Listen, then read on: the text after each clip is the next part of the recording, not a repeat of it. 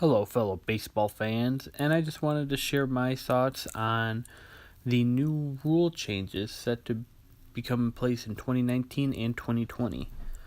So, first is the single trade deadline. So, July 31st, normal trade deadline, will be the only trade deadline. No August or September waiver trades. So, if you're a Detroit Tigers fan like me, no more trades like we had with Justin Verlander or Mike Fiers in August, or even back in 2016, Eric Ibar was a September trade. So just July 31st, but regular waiver claims will be still in effect. And I don't really mind that. It takes maybe a little bit of excitement away. But I mean, still the postseason chase, competing teams, still fun to watch. So I don't mind that much. Then you have the innings breaks, which will be shortened to 2 minutes each on local and national broadcasts. That's perfectly fine by me.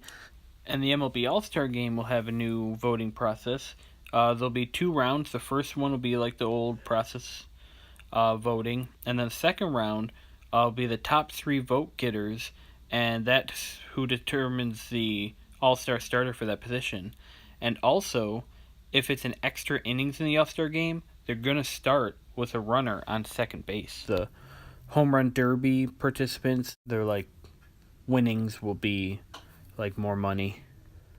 And then mound visits will be decreased from 6 to 5. And I don't think any team had a problem with the mound visits per game anyway. So that's one I really don't have a problem with either. And that's the 2019 changes. The 2020 changes are a bit more drastic. First off, let's start with the one that I absolutely hate, and that is the 3 minimum batter per pitcher rule. I get what they're trying to do, but why can't you have a maximum number of pitchers per game rule? Like, you can only use a maximum of 6 pitchers per game or 5 pitchers per game, barring injury.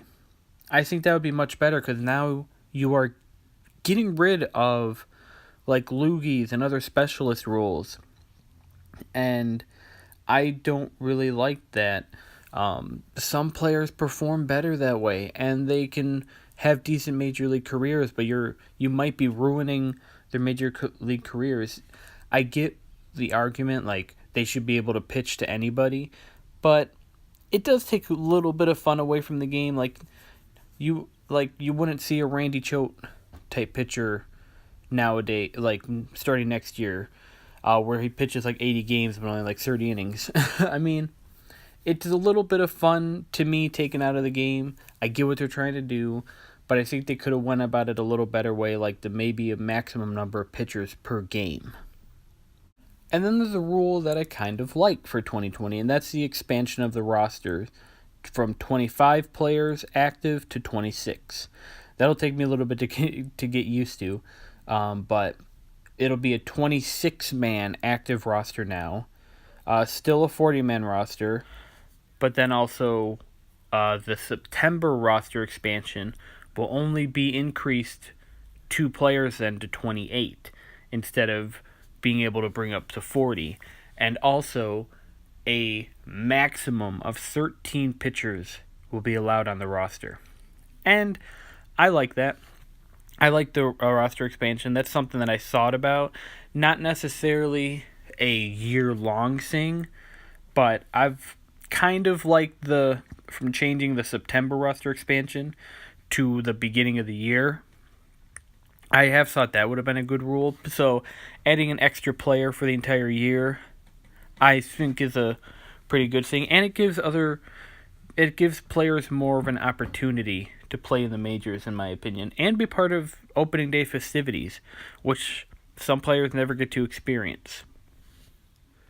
And then there's the new 2-way player rule. So let's start with the basics. This isn't really part of that rule, but I kind of consider it part of it. With all the position players that have been pitching, last year a record was set. They changed up the rules a bit. So For a position player to pitch, your team must be winning or losing by at least 6 runs. It must be extra innings, or they are designated as a two-way player, which to be designated as a two-way player, that player must have 20 innings pitched and have 20 positions played at either position or designated hitter with at least 3 plate appearances per game. So the MLB is starting to get onto the two-way player train, and I like them making rules for that. I think a two-way player is pretty interesting. I mean, Shohei Ohtani, of course, is fantastic. Won the Rookie of the Year. Unfortunately, probably not going to pitch at all in 2019 due to Tommy John surgery, but he's still going to be a designated hitter. And another interesting player to watch is the Cincinnati Reds' Michael Lorenzen, who has been playing the outfield, and last year hit 4 home runs while hitting, I believe, around 273 in around 30 at-bats. So he's a good hitting pitcher, so he's a two-way player to watch, but I don't think two-way players are going to take off quite yet. Michael Lorenzen probably be a two-way player. Really, Shohei Ohtani is the latest two-way player. I mean, used to be two-way players quite a bit, but of course nowadays they've been pretty much extinct for the last few decades until really Ohtani. And there's a few minor league prospects that have been two-way players, and Lorenzen might be the next. So I think maybe in the next 5-10 years, teams might have a designated two-way player. Every team might have a designated two-way player. So I see making rules and regulations for them right now is a pretty good thing. It's forward thinking, in my opinion. Also, the disabled list time is increasing back to 15, like it was prior to 2017, which I don't really have a problem with that. I guess that was for teams being able to create loopholes with pitchers, if I remember correctly. So that one I don't have a problem with. That's what we were all pretty much used to, and then they changed it to the 10-day DL in 2017 and 18. So it's just going back to what we were used to now. And the final thing is not really a rule, but the MLB and MLB Players Association created a joint committee for rule changes. So those are the rules that will be implemented in 2019 and 2020.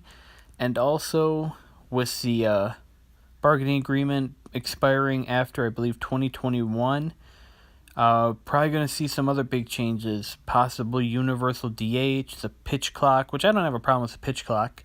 Universal DH, that's a topic for another time. But let me hear your guys' thoughts. I hope you enjoyed watching. If you stayed to the end, thank you so much. I'm a huge baseball fan, especially the Detroit Tigers. I'm a former writer for Motor City Bengals on Fansided, so I love my baseball. So thank you guys so much for watching. Why not subscribe for more home run content? And I'll see you guys later. Bye-bye.